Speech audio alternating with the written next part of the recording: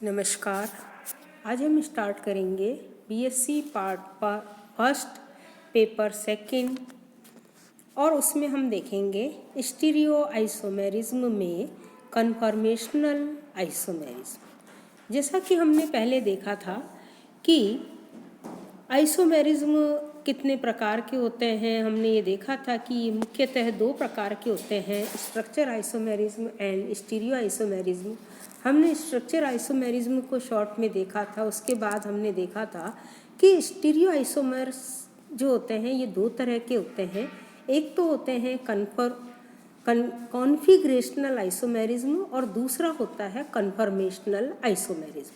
और हमने ये देखा था कि कॉन्फिगरेशनल आइसोमेरिज्म भी दो तरह के होते हैं, एक ज्योमेट्रिकल आइसोमेरिज्म और दूसरा ऑप्टिकल आइसोमेरिज्म।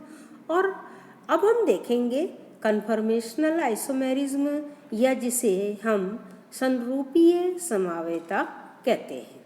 तो ये जो संरूपीय समवायता है, इस समवायता के अंतर्गत वे समवायी आते हैं जो सामान्य ताप पर एक दूसरे में परिवर्तित होते रहते हैं और सामान्य परिस्थितियों में इनके अस्तित्व का कोई पता नहीं चलता है। हाँ, ये जरूर है कि अगर हम टेम्परेचर बहुत कम कर देते हैं तो ये एक रूप दूसरे रूप में परिवर्तित नहीं होता है जब तक कि उसको पर्याप्त ऊर्जा नहीं मिलती है, तब इनके अस्तित्व का हमें पता चलता है। तो इस प्रकार के समवायी को हम संरूप कहते हैं या कन्फर्मेशन कहते हैं। और ये एकल बंध के मुक्त घूर्णन के कारण बनते हैं, यानी इनमें फ्री रोटेशन होता है जिसके कारण ये बनते हैं और इसलिए इन्हें रोटेशनल आइसोमेरिज्म भी कहते हैं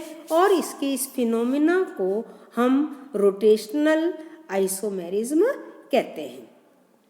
तो अब हम देखते हैं कन्फर्मेशनल आइसोमेरिज्म ऑफ एथेन। जैसा कि आप जानते हैं एथेन का फॉर्मूला होता है C2H6 या जिसे हम इस तरह से भी लिख सकते हैं CH3 सिंगल बॉन्ड CH3।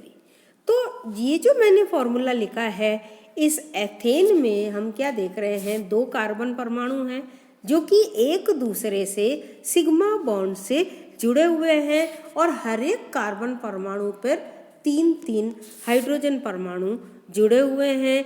यानी हम ये कह सकते हैं कि इसके पास में दो मैथिल समूह हैं जो कि आपस में एक दूसरे से सिग्मा बॉन्ड से जुड़े हुए हैं।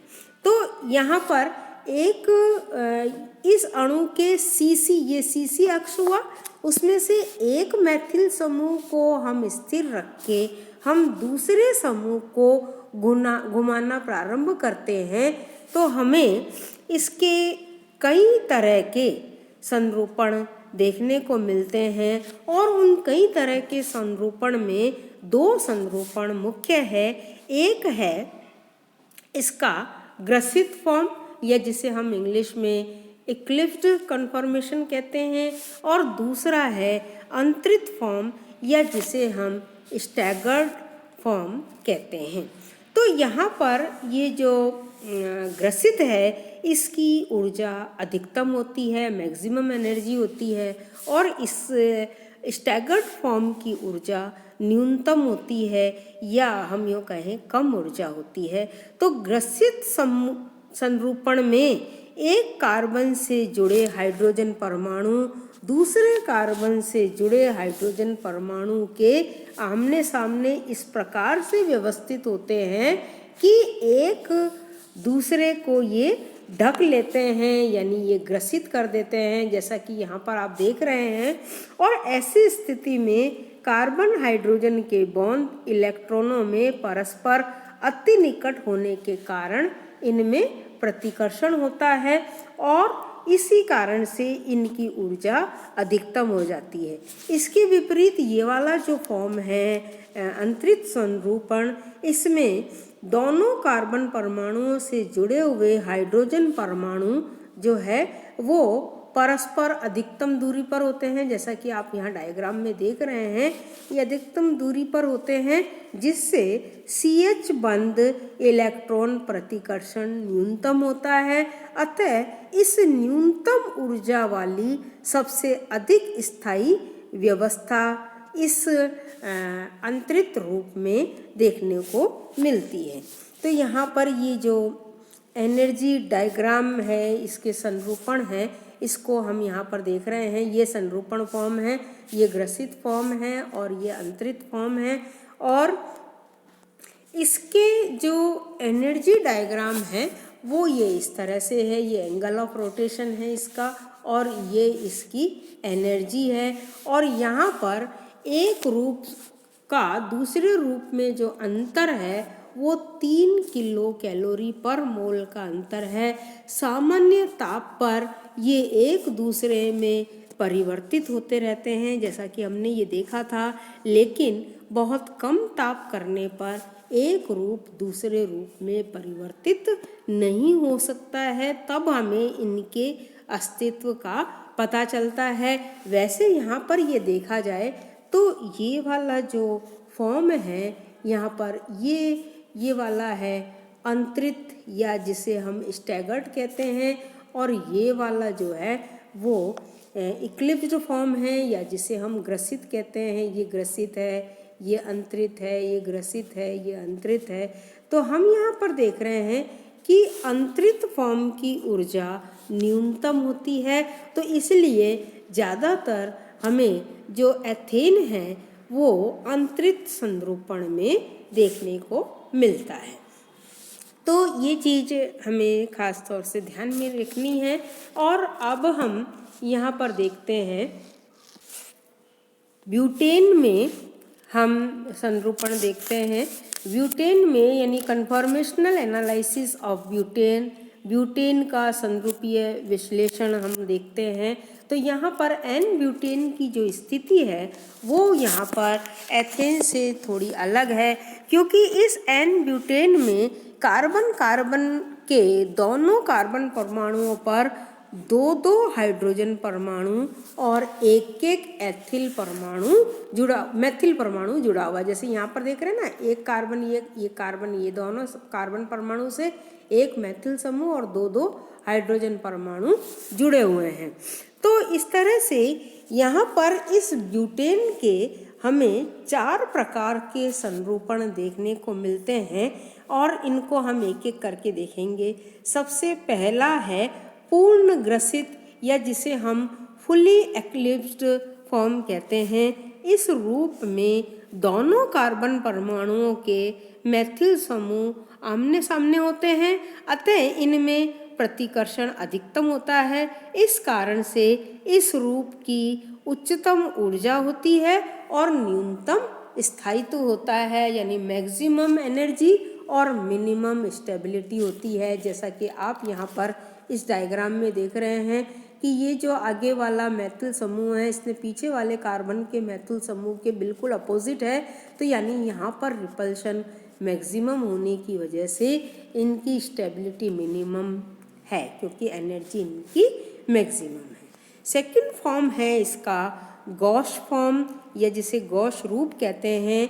इस रूप में एक कार्बन का मेथिल समूह दूसरे कार्बन के हाइड्रोजन परमाणु और मेथिल समूह के बीच में होता है। जैसा कि आप यहाँ पर ये डायग्राम में देख रहे हैं, इस कार्बन का मेथिल समूह जो है दूसरे कार्बन के मेथिल समूह और हाइड्रोजन समूह के बीच में है ना। तो ये इस प्रकार का आंतरिक रूप ही है। एक तरह से हम ये कह सकते हैं कि ये एक अंतरित संरूपणी है, लेकिन दोनों मेथिल समूह के मध्य इसमें दूरी कम है, अतः अंतरित संरूपण की तुलना में ये उच्चतर ऊर्जा स्तर का होता है।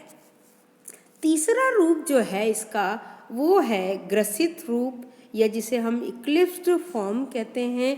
और इसमें इस रूप में एक कार्बन का मेथिल समूह दूसरे कार्बन के हाइड्रोजन समूह के सामने होता है। हालांकि रूप तो ग्रसित है और उच्च ऊर्जा स्तर पर होता है, लेकिन दोनों मैथिल समूह के मध्य पूर्ण ग्रसित रूप की तुलना में अधिक दूरी है और इसलिए इसका ऊर्जा स्तर जो है वो पूर्ण ग्रसित संरूपण की तुलना में थोड़ा कम होती है इसकी ऊर्जा, है ना।